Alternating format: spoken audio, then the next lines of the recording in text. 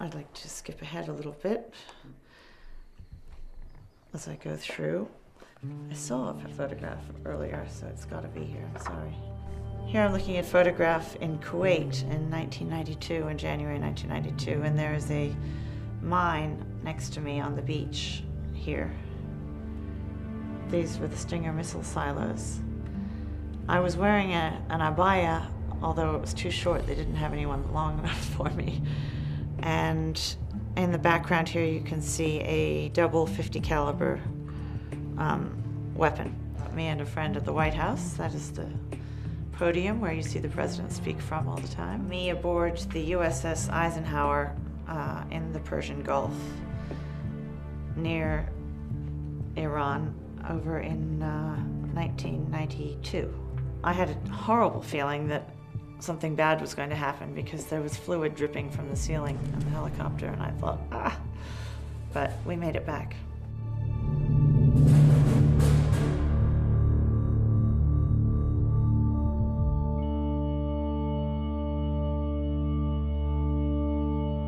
My name is Gwenyth Todd. I am American. I worked at the White House and the Pentagon for many years, and then I served as a political advisor in Bahrain for 3 years. That's been my career. I am now in Australia. I went to Syria in 1989 to study Arabic in Damascus. It's working.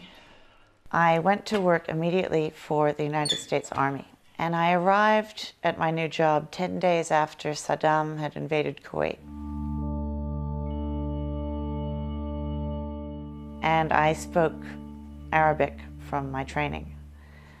And so I was put immediately in charge of material sales, particularly medical equipment, chemical defense equipment, for weapons, and Stinger missiles. During that time, I spent a lot of time in various countries, never in Iran themselves, but I had a good understanding that Iran was always off limits, especially with the Republicans when they were in power. We were not to do anything with them.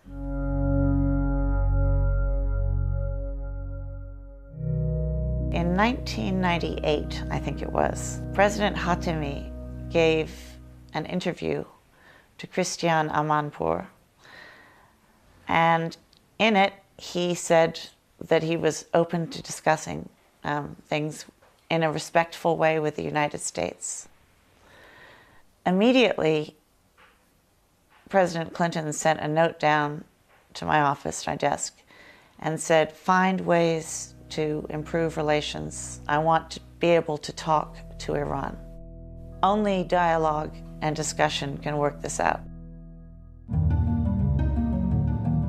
Our problem was, in America, we have a very strong Israeli lobby, AIPAC. Basically has the power, or they have bragged in the past, to stop any initiative by anyone that they don't like. It's in our national interest to prevent Iran from getting a nuclear weapon. Do not let anyone tell you that a nuclear-armed Iran is just Israel's problem. It is not. Israel must always have the ability to defend itself by itself against any threat. No president and no congressman and no senator can act against AIPAC and hope to be reelected. So President Clinton, he was in his second term, so he had nothing to lose anyway, said, make sure you know what AIPAC, the Israeli lobby, is doing, because they're going to try to stop this effort. I would go out almost every week for lunch with the political and policy director for AIPAC.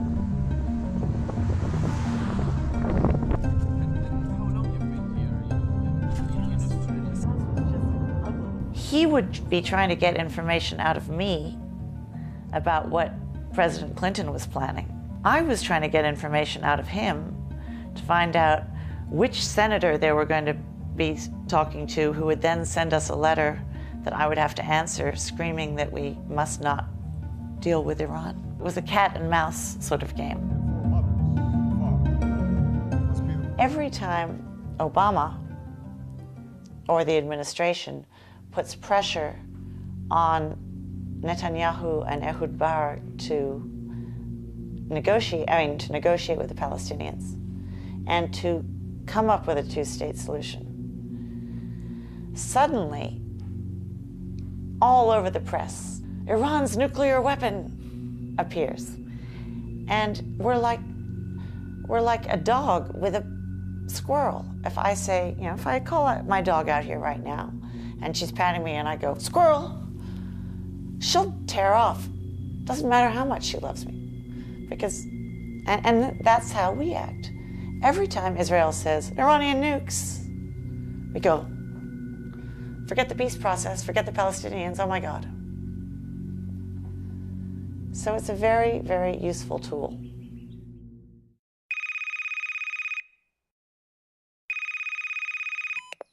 I got a call from a woman, and she said, can you meet me at this restaurant? And I said, sure. And I went to the restaurant, and there she was with another woman. And they pulled out their badges, and they said, we're with the FBI. And I said, okay. And they said, look, we have finally been given approval to go ahead and find out who is spreading intelligence, leaking intelligence to Israel to try to start a war with Iran. And you know the person very well who we really think is doing this.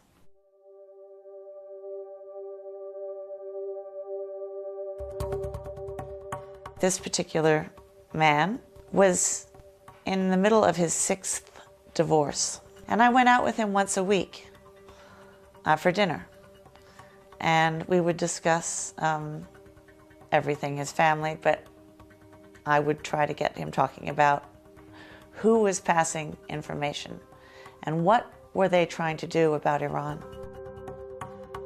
Why are you supporting war against Iraq? Saddam Hussein is awful, but you don't have a good replacement. Many, many, many people are going to be killed. He said to me, we don't care about Iraq. Israel doesn't care about Iraq. We just want a base from which to operate for a regime change in Iran. And that is where we identified Larry Franklin, who was a Pentagon official who was passing information to the Israeli lobby. They actually caught him going into a restaurant where the Israeli lobby guys were waiting, and he was carrying a classified document about Iran. And they got him red-handed. He pleaded guilty to spying and passing secret documents. But they still had to try the Americans. And the Americans were the Israeli lobbyists. Nobody wanted to touch them.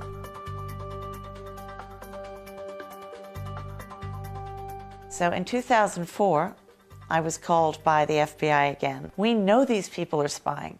They've been caught ready to receive information. It all has to do with Iran. Can you come down and talk to the Department of Justice officials? And I said, yes. I was confronted by a bunch of men who were actually quite hostile. They were being quite nasty, and I turned around and I said, I don't think you understand what is at stake here. I said, Iraq is in terrible turmoil. People are being killed everywhere. It's not going to get better. Now we're talking about people who want war with Iran. You're talking about possibly starting World War III. You would kill hundreds of thousands or more Iranians, and there would be Americans killed. And it might be the one thing that would unify Sunni and Shia against all of us, because Iran doesn't like Al-Qaeda. But if we're bombing Iran, they'll side with Saudi and others, because it's a threat. It's a threat to Islam, to the Muslim Ummah. It's a threat to everything. They excused me. They said, thank you very much. We'll call you.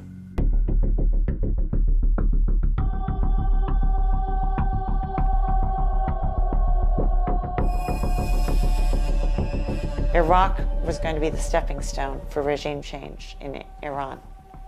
We were going to invade Iraq, set up a government that was friendly to Israel and friendly to us, and from there, they would be able to meddle in Iranian politics and create problems. That was the original plan.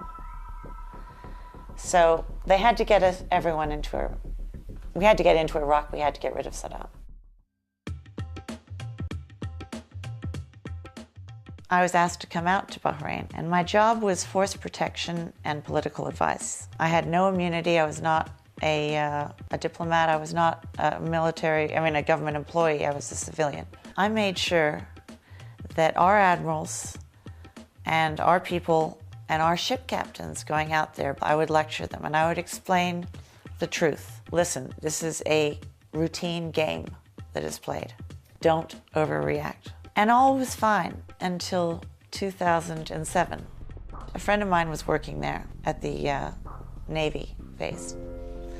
And I sat down and I spoke to the American admiral. He said, look, what I'm really worried about is there'll be a miscommunication.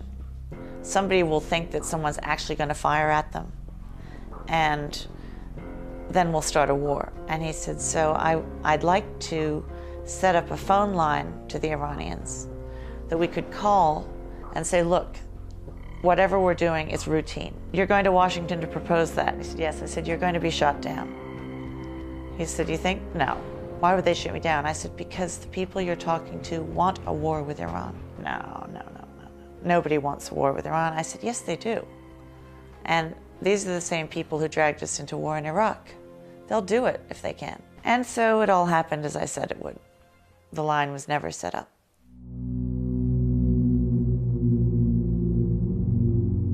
In 2007, George Bush saw that as his last chance to start a war with Iran and to enact regime change. He therefore pulled the admiral that we had there, who was very, very good, back and sent out a new admiral. This new admiral I had known when he was only a captain at the White House. He had one day accidentally mistaken me for an intern and asked me to take out the garbage. And I had looked at him and I said, do I look like a garbage man to you? Well, I didn't see him again until I was in Bahrain, and suddenly there he was, but now he had 3 stars on his shoulder, and it was a vice admiral and my new boss. So maybe I should have taken out the garbage. He said immediately when he came that his agenda was to make sure that Iran was pushed back into a box. In May of 2007, there were the first talks scheduled with Iran and Iraq in Baghdad. And those talks were meant to try to stop the violence in Iraq. And they were very, very important because things were very bad in Iraq, and we'd caused it. What the admiral did was he decided that he would pick that very week to move aircraft carriers around into the Persian Gulf. Nobody has time to look at ship movements all day long. It's left to the military commanders because it's just, nobody has time. Nobody would notice this. The State Department wouldn't notice this unless somebody told them. I want to make sure that nobody in Washington finds out that we're doing this. We're just going to go through there and see what the reaction is from Iran. It wasn't a buildup for war, but it would look like it, and it might make somebody panic, and shoot. And all we need is one shot, and then we can just, open fire, self-defense. Even the Department of Defense didn't know. And they came down and they told the Admiral, you can do this, but you will tell our Persian Gulf allies exactly that this is peaceful. And as I understand it, we even went so far as to send a message to Iran saying, don't worry about this deployment, it's peaceful. The Admiral called me down into his office, and he made me sit there while he called the Saudis. Of course, the Saudis already knew by then, as did the Iranians. The whole plan had been foiled.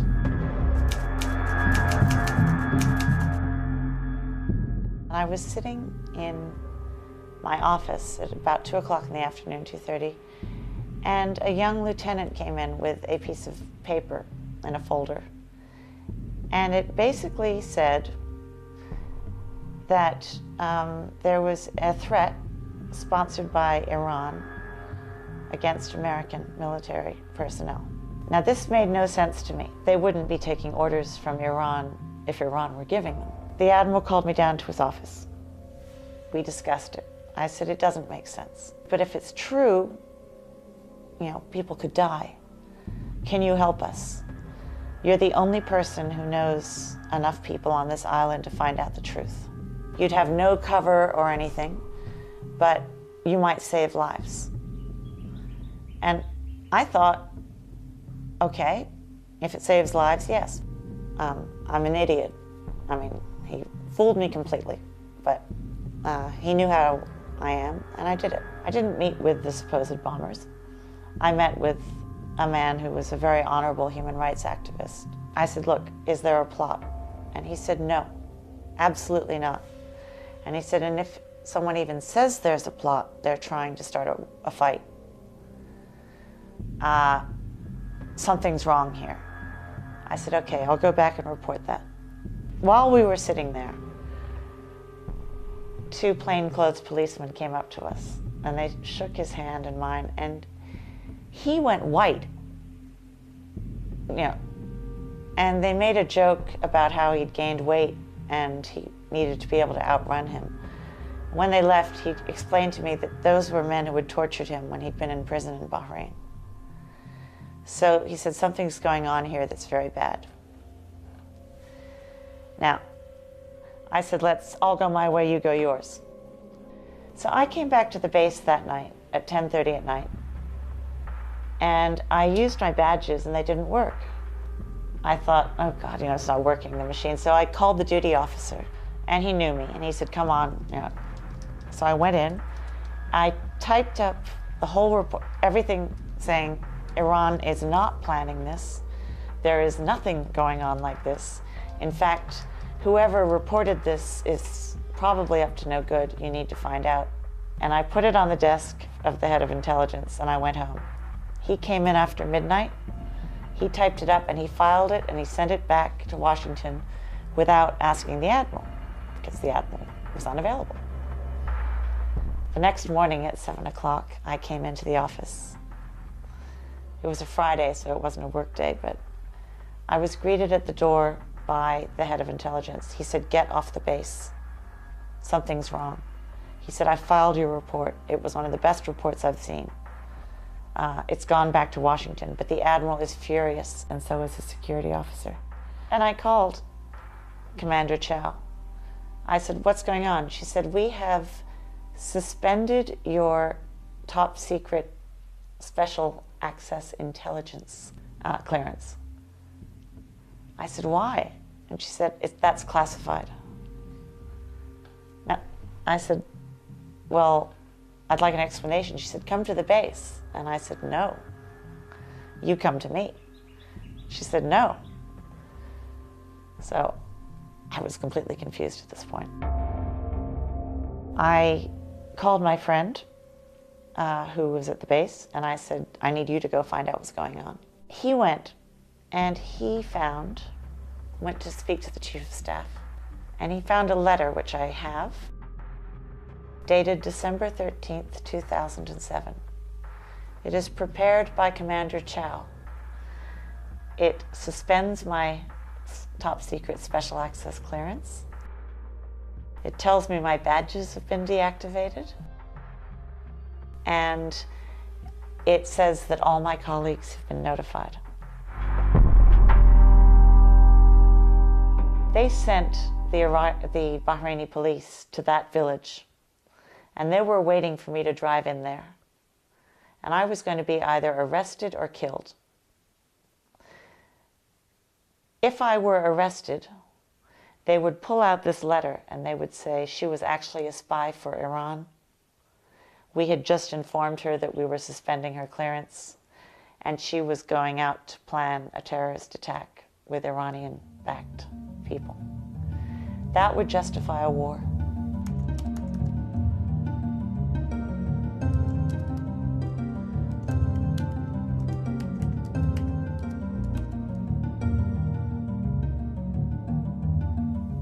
The other option would be that I would be killed, in which case they would say the Iranians killed an American in Bahrain, and that would be justification for attacking Iran.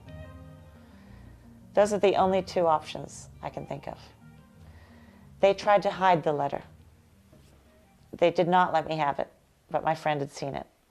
I fought for 3 months. I finally got the letter. By that time, I was in Australia.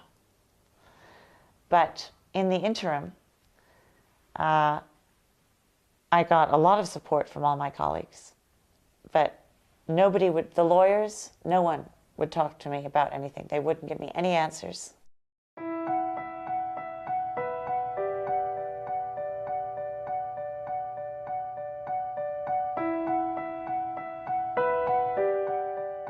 I came to Australia just to try to figure out what had happened for a short visit. And while I was here, I had a company. I was a contractor, it was my own company. My other client was a Turkish billionaire. And he said to me, I will pay all your bills, don't worry. So I got here in January 2008. He transferred money for me to pay my lawyers, which was a lot of money. And he was found shot dead on the sidewalk in Istanbul 2 days later. And they ruled it a suicide, but there was no note. It was a Saturday afternoon on a sidewalk. Who kills themselves like that in a place like that? I got an email saying, sorry, he's dead.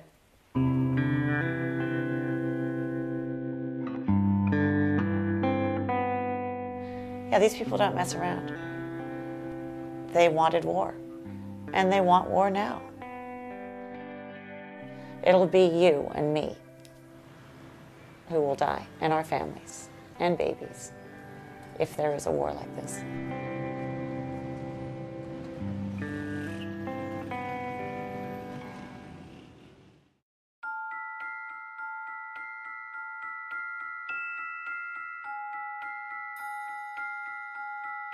Financially, they ruined me. We just bought this house. As I said, we moved in 3 weeks ago. But, you know, I know that they have gone out of their way to stop me from getting work. I know that they have called people and told them not to interview me. I have had the FBI show up on my doorstep, undercover, and try to lure me to the embassy. There's a very high cost, but I'm very positive about it. And I'm just one person. I can't change everything. I feel, it's almost, I find it almost too arrogant to be upset about the fact that I was unable to stop the Iraq war, an invasion, because, you know, who am I to stop a war? Shouldn't be that powerful. But I knew how few people were running it, and just no one would listen. So I felt that I did have that ability, and I failed. But, you know, you win some, you lose some.